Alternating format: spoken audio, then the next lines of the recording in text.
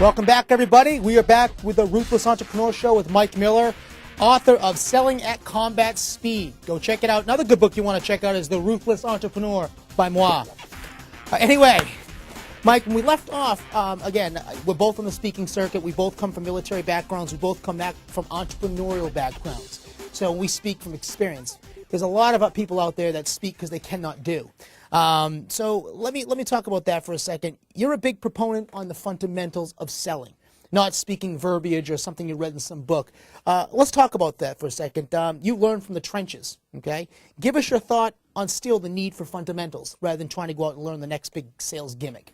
Yeah, you know, Mark, I spoke about a scripted process versus a non-scripted. I'm a firm believer in non-scripted, but I also believe in the fundamentals. It's like a golfing. Right. You mentioned the golf example. That's a great example. Let's take Tiger Woods, for instance, or any of us as golfers. When you're over the ball, the last thing you want to be thinking about as you're approaching it and you're getting ready to hit that ball is keeping my head down, keeping my eye on the ball, keeping my arm straight, getting a nice backswing, all these fundamental things that you have to know that should be committed to muscle memory. Right. In the sales process, the same thing. You know, when you're in the sales process and you got this one-on-one interaction going and you're building rapport, you've got that relationship, the last thing that you want to be thinking about is what I'm going to be thinking about ahead of time. Right. Let me be present right now. Let me be in the moment. But still, the muscle memory part of the bases, as you go around those bases, it kicks right in automatically. Exactly. Right, yeah. That's the whole concept of selling at combat speed. I don't want to think about what I got to do when I'm faced with the enemy. It just becomes automatic because I train so much. That's Absolutely. Right. That's a good point. Well, let's stick to the fundamentals because they're absolutely crucial. But, however, in sales, you're still going to think outside the box. So how do you blend the two together? How do you stick with the fundamentals but still think outside the box and use different outside-the-box strategies? How do you blend the two together? Yeah, I think you have to be creative. Yeah. And I think this is a personal preference, and that's why we teach that, you know, I want your sales process to be unique than anybody else's where you're still practicing those fundamentals. But you also got to kind of step outside the box, like you talked about, and you got to step outside that comfort zone. People don't like to do that. No, People like to live inside their comfort zone. What I share with them is, you know what, live outside your comfort zone and let the comfort zone be a resting place because it's about changing behaviors. Training is all about making changes in your behavior, and that's something that has to happen time after time after time. Turn it into a habit as opposed to a behavior. That's true. Well, and talk about habits for a second here. Again, we selling at combat speed military, and I was in the Marine Corps, and I brought some of the characteristics from the Marine Corps to the sales world.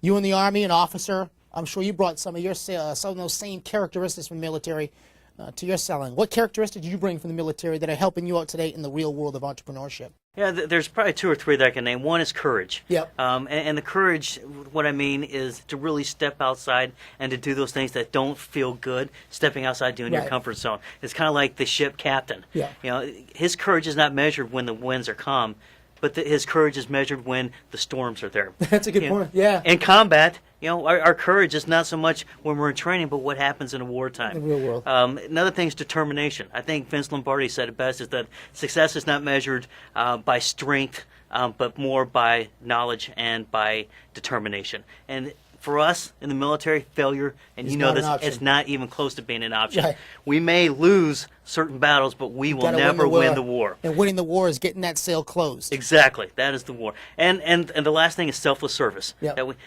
and I go back to the foxhole, and I go back to team missions.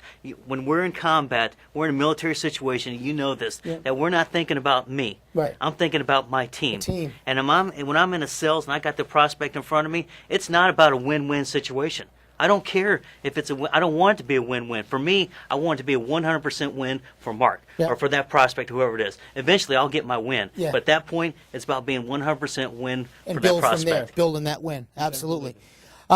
Well, and I'm glad you brought that up because you're going to have rejection. So you talked about, in the military, bringing that characteristic there, being able to deal with rejection.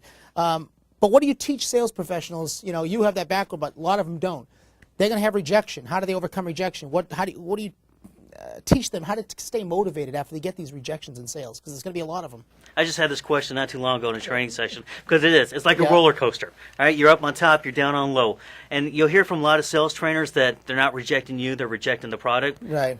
I kind of disagree with that. I mean, sometimes I think they are rejecting the product because it's just not right for them, but I think most of the time they are rejecting the salesperson. They want to buy from people they like. They want to buy from people they trust and people they know. You create that relationship, and you don't have to worry about that, but you're going to have your highs and lows.